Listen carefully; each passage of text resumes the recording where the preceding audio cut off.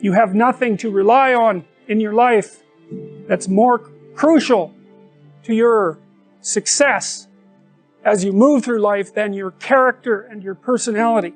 That's what you bring to every situation. And the more sophisticated you are in relationship to yourself and others, the more you understand people, the deeper you understand the nature of your own being, the more likely it is that you're going to proceed through your life in a manner that will make you pleased to exist rather than displeased to exist. As you interact with other people, you inevitably tell them what you want and what you don't want. When they give you what you want and what you admire, you respond positively to them, you pay attention to them, you smile at them, you focus your thoughts on them, you interact with them, and you reward them for acting in a particular manner. And when they don't respond the way that you want, then you punish them with a look, or by turning away, or by rejecting their friendship, or when you're a child, by refusing to play with them. And so we're engaged in the co-creation of personalities, our own and others. And that also brings up the same question. What is it that we are all collectively trying to be and trying to create? Honest communication between two people can produce personality transformation. And you know, you might think, well, you kind of know that already because there's something very engaging about a deep, honest conversation where you're able to say things that you wouldn't normally say, where you're being listened to by someone who's actually listening to you and you're listening to them, and in the conversation you're moving both of you further to a different point. That's different than a conversation where you're right and you're trying to convince me, or I'm right and I'm trying to convince you, which I would say is the typical conversation. The healing conversation is more, well, what's up with you? You know, how are you doing? How's your life going? What sort of problems are you facing? What do you think about those problems? Can you conceptualize what a solution might be? Is there a way we could figure out how to get there? You know, it's a problem-solving conversation, and it's predicated on the presupposition that the person that you're conversing with has the capacity to grow in a positive direction if they so choose. There's lots of different places that you can act in the world, and there's lots of different ways you can look at it and survive. That's why you can be a plumber and a lawyer and an engineer, and those all work, right? Even though they're very different modes of being. And you can have different personalities and survive as long as you're capable of finding the place where your particular filters and behavioral proclivities match the demand of the environment. And a huge part, I would say, of successful adaptation is precisely that. I believe that you need to know what the world is made of, and I suppose that's the proper domain of science, but then you need to know how to act. And that's a whole different thing. And you need to know how to act. That's the thing you need to know most of anything, because of course you're a living creature, and action in relationship to desired goals is everything to you. And you can think about that from a Darwinian perspective. You have to act at least so that you can survive, at least so that you can find a partner. That's life. And so part of the question is, well, how does the world look if you think about it as a place to act? And the answer isn't a place of value-free objects. That's not what the world looks like. And you can't act in a world of value-free objects because there's no way of choosing between them. If everything has zero value, why would you choose one thing over another? You live in a world where things present themselves to you as of different value. You make yourself out of the information that you gather in the world. So you're an exploring creature. You explore specifically when the maps that you're using in the world are no longer orienting yourself properly, when they're producing errors. You go out, gather information, and assemble yourself from the information that you discovered. There's some relationship between your personality and the manner in which your brain functions. I've often found it useful when I'm trying to remember something to have a story to hang the facts on, Otherwise you're faced with the necessity of doing nothing but memorization, and it isn't obvious to me that memorization actually constitutes knowledge. What constitutes knowledge is the generation of a cognitive structure that enables you to conduct yourself more appropriately in life. And so I suppose you might say that you could argue that a course in psychology, especially in personality, is a course in applied wisdom as well, assuming that wisdom is in part your capacity to understand yourselves so that you don't present too much of an intolerable mystery to yourself, and also to understand others so that you can predict their behavior, understand their motivations, negotiate with them, listen to them, and formulate joint games with them so that you can integrate yourself reasonably well with another person and with a family and in society. You have to figure out ways of simplifying the world, right? Because you just can't do everything. And so people are specialized. They have specialized niches that they occupy. You could think about them as social niches. A niche is a place where your particular skills would serve to maintain you. And so if you're extroverted, you're going to look for a social niche because you like to be around people. And if you're introverted, you're going to spend much more time on your own. And so if you're an introverted person, for example, you're going to want a job where you're not selling and where you're not surrounded by groups of people who are making social demands on you all the time, because it'll wear you out. Whereas if you're extroverted, that's just exactly what you want.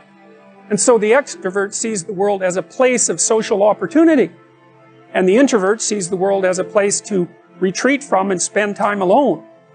And it turns out that both of those modes of being are valid. The issue, at least to some degree, is whether or not you're fortunate enough to match your temperament with the demands of the environment. What exactly is personality? Or what exactly is a trait? Think of a trait as an element of personality.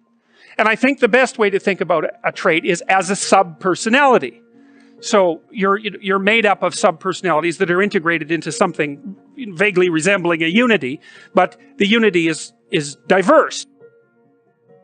Part of the reason it's useful to know what your traits are is because it can help you figure out how you should orient your life. Like, so for example, if you're high in extroversion, you know, you've got a proclivity towards sales, for example. And you're going to like occupations where you have a lot of opportunity for social interactions and social networking. You're not going to be happy if your job requires you to sit alone for extended periods of time and work in the absence of social interaction. So, and you want to be in a position that capitalizes on your traits, because it's really difficult to work contrary to your traits. Imagine that you're looking for a stable partner. Right? So you might think, well, what do you want in a stable partner? And at least in principle, one of the things you don't want is too much mismatch between you and that person. So for example, if you're really extroverted and you have a really introverted partner, you're going to engage in continual conflict about how much social activity the two of you should subject yourself to.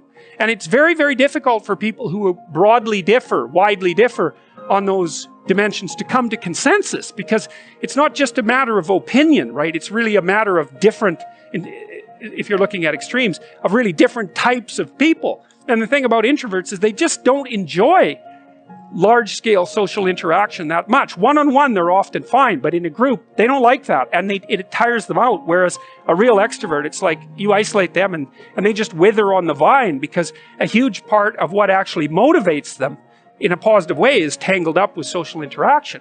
And so, if you're an agreeable person and you have a particularly disagreeable partner, you're also going to run into problems, because the agreeable person will say whatever you want, whenever, and a disagreeable person will say, well, I'd like to know what the hell you want for a change, and be much more harsh and much more demanding in the situation. And the agreeable person is going to find the disagreeable person harsh and unpleasant, and the disagreeable person is going to find the agreeable person wishy-washy and unable to stand up for themselves. And again, that's actually one of the primary sources of tension between men and women, because women tend to be higher in agreeableness than men. Well, if you're conscientious, you're industrious and orderly. And orderly people seem to be sensitive to disgust. Industrious people find it unpleasant and unsettling to not be doing something. The industrious people can't stand sitting around doing nothing. In a community where everyone knows everyone, the people who work hard are going to be pretty irritated on a fairly chronic basis with the people who are completely unproductive. And my suspicions are that plenty of people who were completely unproductive in the history of the evolution of our species were wiped out by people who were unhappy with their lack of productivity. And so I think, generally speaking, human beings have this sense of ethical obligation with regards to one another to share labor. And people who are conscientious really, really feel that. So they feel bad if they're not busily working on something that's productive all the time. And so the advantage to being with someone conscientious is, well, they're going to work like mad. But the disadvantage is they're going to work like mad. So, you know, if you're looking for a partner that you want to relax with or have fun with, or who isn't uptight, then a conscientious person is probably not a very good choice. On the other hand, if you're a conscientious person and you're living with someone who's really unconscientious, that's good because they might be able to help you relax, but you're not going to be happy with them because they don't work nearly as hard as you do. So if you're a really orderly person and you live with a disorderly person, well, good luck getting along with them. They're going to regard you as like uptight and over concerned with details and unwilling to relax, that's for sure. And they're going to regard you as, well, just a bloody mess, and how can anyone possibly live with someone like you? So another reason why it's useful to understand your personality is because I think it gives you a better crack at finding someone that you can actually live with over the long run. And I don't think you want to live with someone who's exactly like you, because then both of you have the same strengths and weaknesses, and there's a bit of a problem there, right? Because maybe an agreeable person can use a bit of a disagreeable person around them to balance each other out, and vice versa, right? So we don't understand the optimal balance for long-term thriving in a relationship, but I think we do understand the fact that if you're too different in your traits, that where you're different is going to constitute a chronic source of conflict. If you're an extrovert, does being around groups of people make you energetic, or does it exhaust you? And if you're the sort of person that, you know, will go to a party and interact with 20 people, and then you have to go home and be by yourself for like 2 weeks, then you're introverted. Introverts are exhausted by social interactions. Extroverts are the opposite. They're energized by social interactions. And you know, you might be in the middle, so that you can take it or leave it with regards to social interactions, but you're happy to go to them and you're happy to spend time by yourself. That's a pretty canonical question for extroversion versus introversion. It's a very stable trait, by the way. It manifests itself early in life, and it's stable across the age span. Not completely. Introverts can learn to be extroverted, extroverts can learn to spend time on their own. I think that actually your capacity to expand your ability past the initial constraints of your biological temperament is something like the development of character or wisdom. You know, so if you're an introvert by nature and you learn how to be extroverted, then that expands your domain of competence. And if you're extroverted and you learn to be introverted, the same thing. Well, since you're extroverted, you value being with people. And so you're going to look at the world. For example, if you're extroverted, you come into a room like this, you think, oh, look, it's a whole field of opportunity for social interactions. And if you're introverted, you think, well, maybe I'll go sit up in the corner and hope everybody leaves me the hell alone.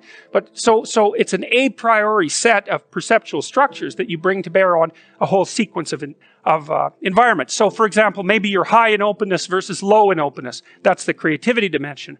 People who are high in openness tend to be artists and entrepreneurs.